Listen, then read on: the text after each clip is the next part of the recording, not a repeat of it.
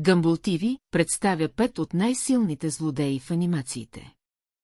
В това видео съм избрал някои доста силни злодеи, които са оставили спомен в детството ми и надявам се и във вашето също. Само ще ви помоля да се абонирате за YouTube канала ми, така ми помагате доста, благодаря на всички, които ще го направят, а сега да започваме с видеото.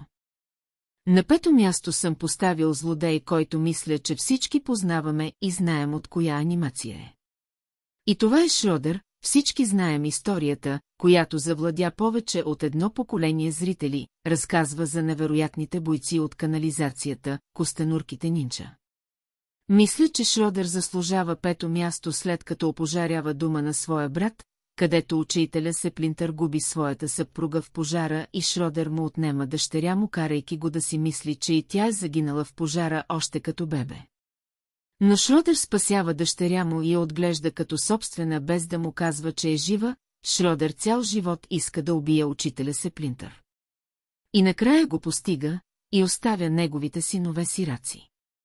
Затова мисля, че той има право да е в нашата класация.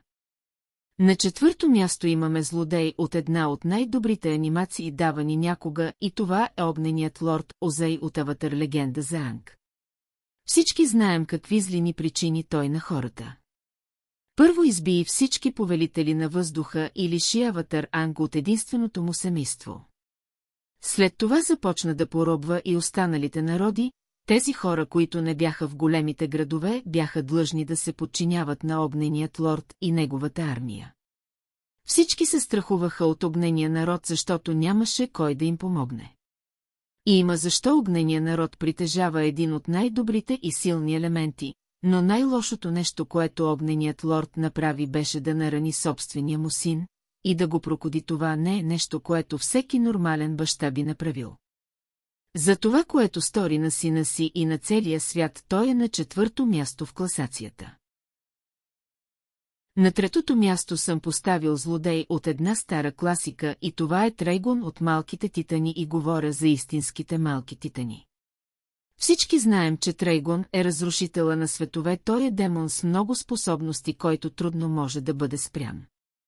За неговите способности знаем, че той притежава най-черната магия и Трайгон ни я показва, като съживява дори Слейд Уилсън, като го връща от мъртвите. За него знаем, че е почти непобедим и лесно може да разруши дори цяла вселена.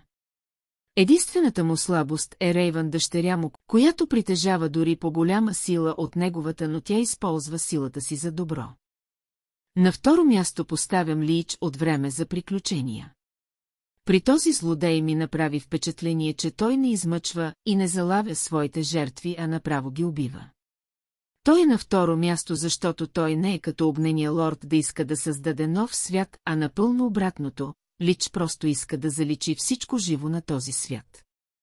Лич буквално представлява смъртта в анимацията, защото той не може да бъде спрян и винаги дебне и чака своя миг, за да постигне своята цел да убие всичко живо на този свят. Но въпросът е защо.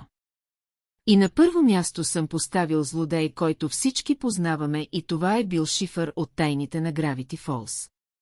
Всички знаем за безграничната сила на Бил. Този злодей трудно може да бъде спрян, защото разполага със сили като регенерация, промяна на своя размер, летене, четене на мисли, суперсила и много други. За него сме говорили и преди и съм казвал колко невероятен злодей е Бил Шифър. Поставил съм го на 1-во място, защото мисля, че почти никой не може да спре Бил. Но сега ще кажете, че Дипър и Емейбъл го спряха, но това е временно. Бил ще се завърне някой ден, за да довърши своето дело, да унищожи целия свят.